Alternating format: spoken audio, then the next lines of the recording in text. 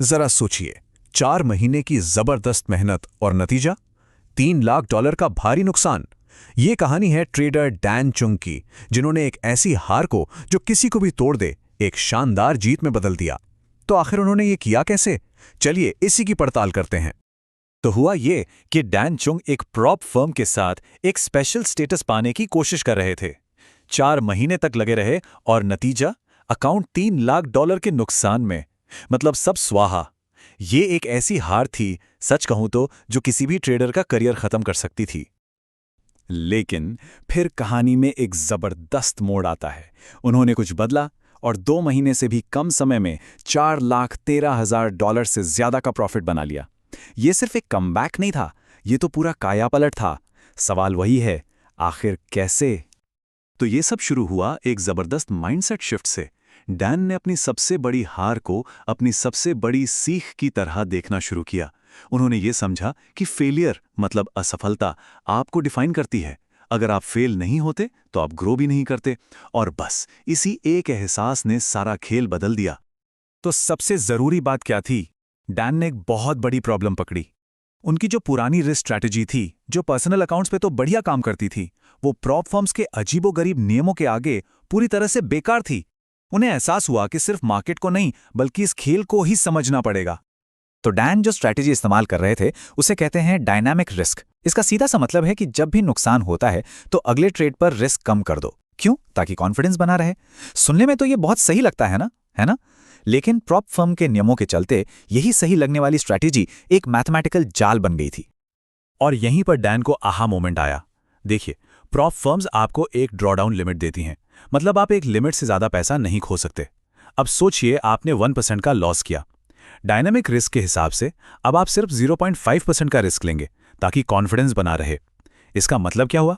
उस 1% के लॉस को कवर करने के लिए अब आपको 2 बार जीतना पड़ेगा। मतलब आप 2 कदम पीछे जाते हैं और सिर्फ 1 कदम आगे आते हैं। इसी योयो इफेक्ट ने रिकवरी को लगभग नामुमकिन बना दिया था। तो इस बड़ी खोज के बाद डैन ने एक नया मैकेनिकल सिस्टम बनाया। एक ऐसा सिस्टम जो कई अकाउंट्स का इस्तेमाल करके प्रॉप फर्म के इस खेल को सही तरीके से और असरदार ढंग से खेलने के लिए बनाया गया था। चलिए देखते हैं ये काम कैसे करता है। इस सिस्टम की खूबसूरती है इसकी सिंप्लिसिटी में। देखिए, जब एक अकाउंट ड्रॉडाउन में जाता है, मतलब उसमें कुछ लॉस हो जाता है, तो उस लॉस को रिकवर करने की साइकोलॉजिकल लड़ाई लड़ने के बजाय उसे बस साइड में रख दिया जाता है। फिर सारा फोकस एक नए फ्रेश अकाउंट पर चला जाता है। अगर वो अकाउंट जीतता है तो पे आउट मिल जाता है, और तीसरा अकाउंट, भले ही वो ब्रेक इवन पर हो, कोई फर्क नहीं पड़ता।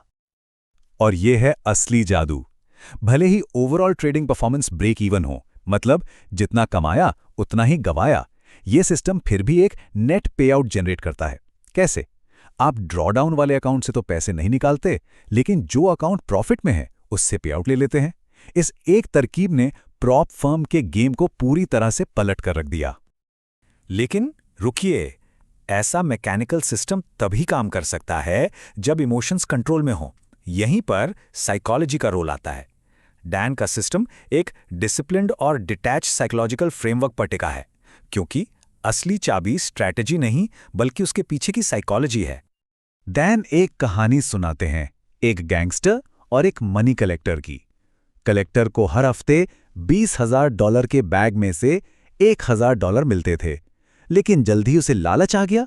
उसने और पैसे मांगे और अपनी नौकरी गंवा दी। सबक क्या है? सिर्फ उस पर फोकस करो जो तुम्हारा है, लालच से बचो। मार्केट जो दे रहा है उसके लिए शुक्रगुजार रहो। अब जरा साइजिंग डाउन के कॉन्सेप्ट को एक नए नजरिए से देखते हैं। ये सिर्फ पैसे के रिस्क को मैनेज करने के बारे में नहीं है।